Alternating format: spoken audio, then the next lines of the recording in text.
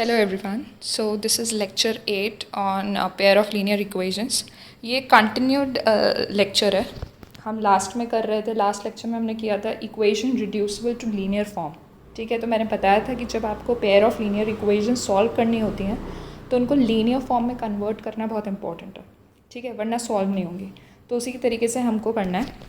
तो इधर क्लियरली दिख रहा है 5 upon x minus 1 plus 1 upon y minus 2 is 2 and 6 upon x minus 1 minus 3 upon y minus 2 is 1.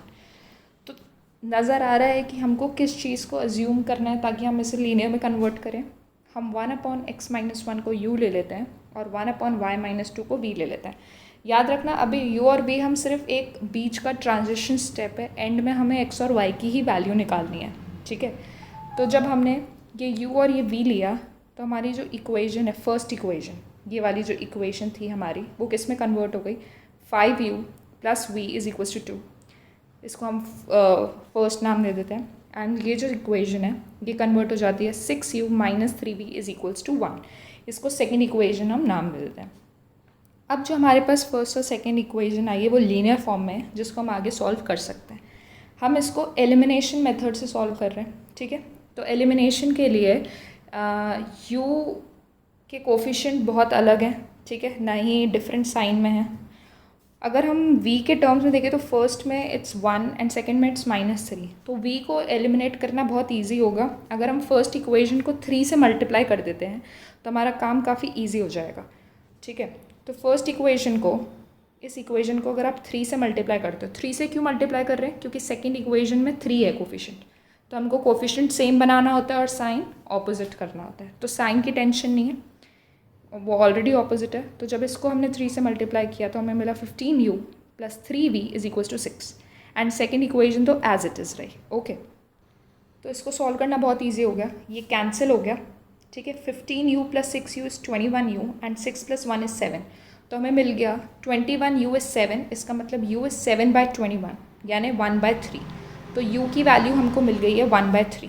Okay, अब एक वेरिएबल की जब वैल्यू मिल जाती है तो उसे किसी भी इक्वेशन में, चाहे इस इक्वेशन में चाहे इस इक्वेशन में सब्सटीट्यूट कर दो.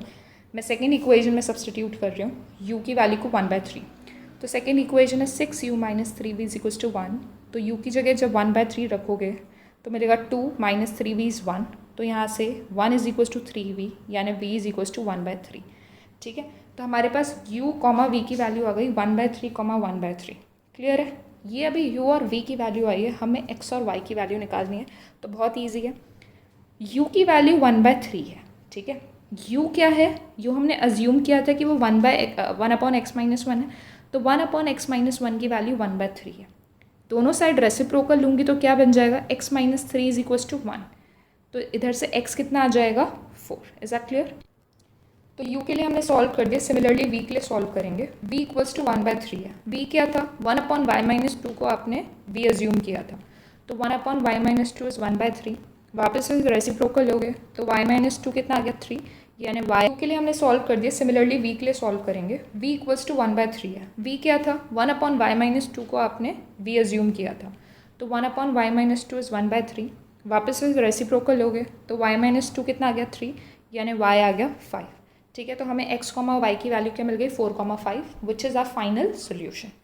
नेक्स्ट एग्जाम्पल देखते हैं. Next is 10 upon x plus y plus 2 upon x minus y is 4 and 15 upon x plus y minus 5 upon x minus y is -2. Okay, तो अब दिख रहा है किस किस चीज़ को लेट करना पड़ेगा. अगर हम 1 अपॉन एक्स प्लस वाई को u लेट कर दें और 1 अपॉन एक्स माइनस वाई को v लेट कर दें तो विल बी डन. ओके, तो हमारी इक्वेशन किस में ट्रांसफॉर्म हो जाती है? 10u plus 2v is equals to 4 and 15u minus 5v is equals to -2.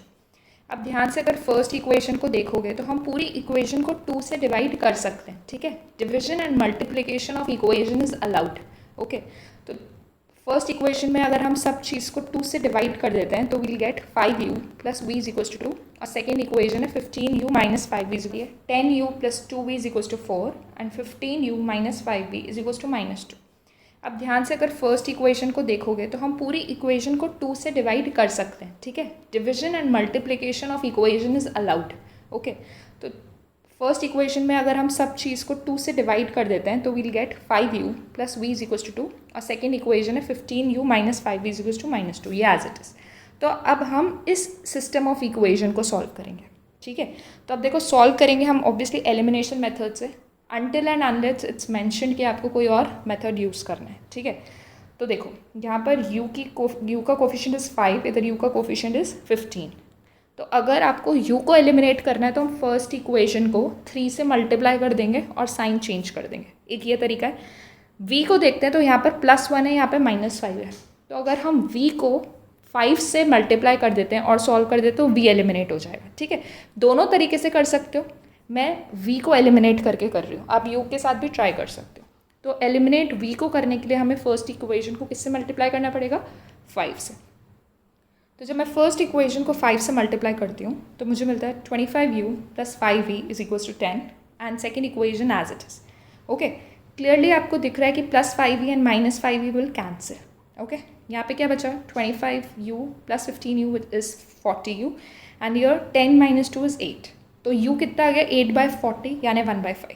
Clear, u की वैल्यू आ गई है, तो v की वैल्यू निकालने के लिए क्या करेंगे, u की वैल्यू को किसी में भी सब्सटीट्यूट कर दो। तो मैं सब्सटीट्यूट कर रही हूँ इक्वेशन नंबर 1 में, यानी ये वाली इक्वेशन।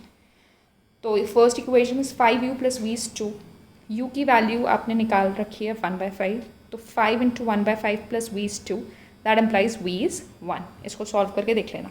तो हमें u और v की वैल्यू निकाल चुके हम लोग, but the question is not complete yet, क्योंकि हमें किसकी वैल्यू चाहिए, x और y की। ओके, तो ये क्वेश्चन पिछले से थोड़ा सा चेंज्ड है, क्योंकि जब आप उधर u और v की वैल्यू सब्सटीट्यूट करते थे तो एक ही स्टेप में आपको x और y की वैल्यू भी मिल जाती थी। इधर वैसा नहीं होगा। देखो कैसे, u इक्वल्स टू 1/5 है, इसका मतलब क्या है, 1/x प्लस वाई 1/5 है। रेसिप्रोकल लोगे तो x plus y is equals to 5 मिलेगा, ठीक है। सिमिलरली v इक्वल्स टू 1 रखोगे, v क्या था, 1/x minus y is equals to 1, इसका मतलब x minus y is equals to 1। अब ऐसा चेंज्ड है क्योंकि जब आप उधर u और v की वैल्यू सब्सटीट्यूट करते थे तो एक ही स्टेप में आपको x और y की वैल्यू भी मिल जाती थी। इधर वैसा नहीं होगा। देखो कैसे, u इक्वल्स टू 1/5 है, इसका मतलब क्या है, 1/x प्लस वाई 1/5 है। रेसिप्रोकल लोगे तो x plus y is equals to 5 मिलेगा, ठीक है। सिमिलरली v इक्वल्स टू 1 रखोगे, v क्या था, 1/x minus y is equals to 1, इसका मतलब x minus y is equals to 1। अभी हमें दो इक्वेशन फिर से मिल गई हैं, लेकिन x और y की वैल्यू अभी भी नहीं मिली है। तो इन दोनों इक्वेशन को हमको वापस से सॉल्व करना पड़ेगा, विच इज़ वेरी इजी। वापस से एलिमिनेशन मेथड लगाओगे।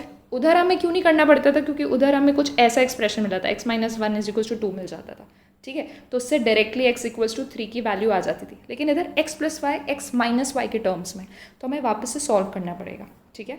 तो इसे हम वापस से सॉल्व करते हैं। तो ये तो बहुत ही ईजी है। देखो y के कोफिशिएंट ऑपोजिट भी और सेम भी है, तो ये कैंसिल हो गया। 2x इक्वल्स टू 6 आ गया, यानी x इज इक्वल्स टू 3 आ गया।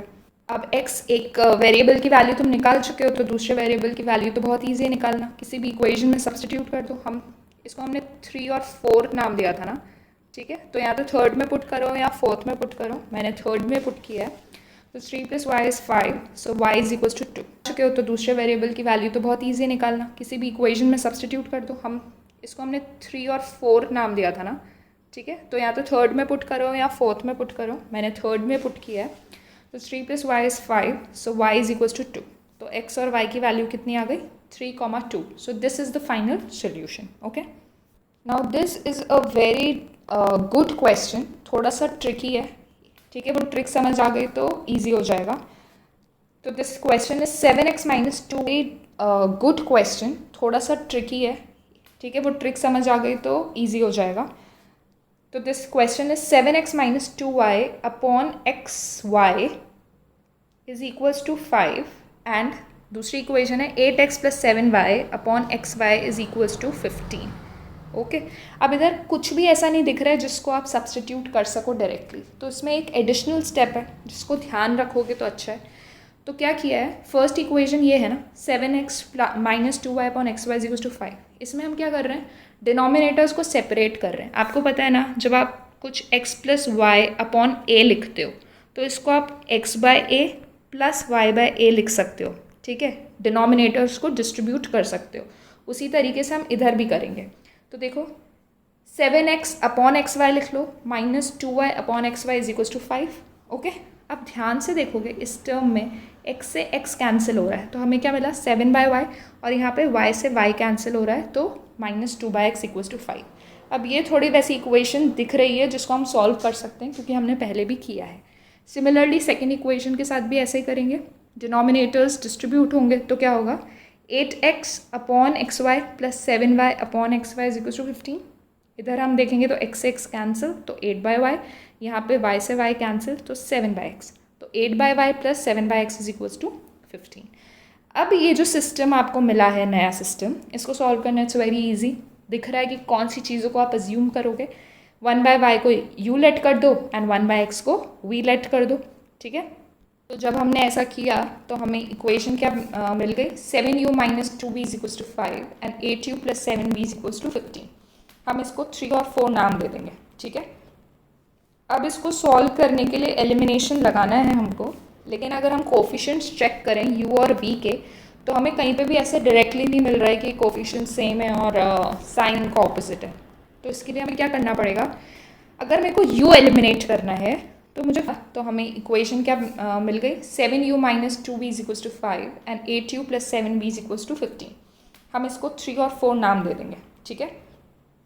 अब इसको सॉल्व करने के लिए एलिमिनेशन लगाना है हमको, लेकिन अगर हम कोफिशिएंट्स चेक करें u और v के, तो हमें कहीं पे भी ऐसे डायरेक्टली नहीं मिल रहा है कि कोफिशिएंट सेम है और साइन इनका ऑपोजिट है। तो इसके लिए हमें क्या करना पड़ेगा, अगर मेरे को u एलिमिनेट करना है तो मुझे फर्स्ट इक्वेशन को 8 से मल्टीप्लाई करना पड़ेगा और सेकंड इक्वेशन को 7 से मल्टीप्लाई करना पड़ेगा। दोनों बहुत बड़ी बड़ी मल्टीप्लिकेशन हो जाएंगी, इसीलिए मैं क्या कर रही हूँ, मैं v को एलिमिनेट कर रही हूँ। v को एलिमिनेट करने के लिए मुझे फर्स्ट इक्वेशन को 7 से मल्टीप्लाई करना पड़ेगा और सेकंड इक्वेशन को 2 से मल्टीप्लाई करना पड़ेगा, ठीक है, क्योंकि यहाँ पे 2 है और यहाँ पे 7 है, तो इसको 7 से मल्टीप्लाई करेंगे, इसको 2 से मल्टीप्लाई करेंगे, ठीक है। तो जब हम थर्ड इक्वेशन को 7 से मल्टीप्लाई करते हैं तो हमें क्या मिलता है, 7 × 7 49u plus 7 × -2 is -14v = 7 × 5 which is 35। And second equation को 2 से मल्टीप्लाई किया तो we get 8 × 2 is 16u plus 7 × 2 is 14v = 30, ठीक है। अब ये जो है इसको हमको सॉल्व करना है, इसको सॉल्व करना तो सबको आता ही है। क्या करेंगे, ये दिख रहा है साइन ऑपोजिट कोफिशिएंट सेम, तो इट गेट्स कैंसल्ड। यहाँ पर इनको ऐड करोगे तो 65u = 65, तो u कितना आ गया 1, u आ चुका है तो v निकालना ईजी है। तो सब्सटीट्यूट u इन 3 थर्ड इक्वेशन, तो मिला 49 × 1 -14v = 35, तो 49 - 35 = 14u, 14 = 14v, सो v = 1। तो u की वैल्यू भी 1 है, v की वैल्यू भी 1 है, but we are not done क्योंकि हमें x और y की वैल्यू निकालनी है। तो u = 1, इसका मतलब क्या हुआ, u इन 3 थर्ड इक्वेशन, तो मिला 49 × 1 -14v = 35, तो 49 - 35 = 14u, 14 = 14v, सो v = 1। तो u की वैल्यू भी 1 है, v की वैल्यू भी 1 है, but we are not done क्योंकि हमें x और y की वैल्यू निकालनी है। तो u = 1, इसका मतलब क्या हुआ, u किस चीज़ को लेट किया था 1/y। ये याद रखना कि किस चीज़ को क्या लेट कर रहे हो, क्योंकि अभी तक हम जनरली 1/x को u लेट करते थे, लेकिन अभी हमने 1/y को लेट किया था। कुछ फ़र्क नहीं पड़ता, just be careful. So 1/y = 1, तो y = 1। Similarly, v = 1, that implies 1/x = 1, that implies x = 1. So you get the final answer, which is 1, 1. Okay.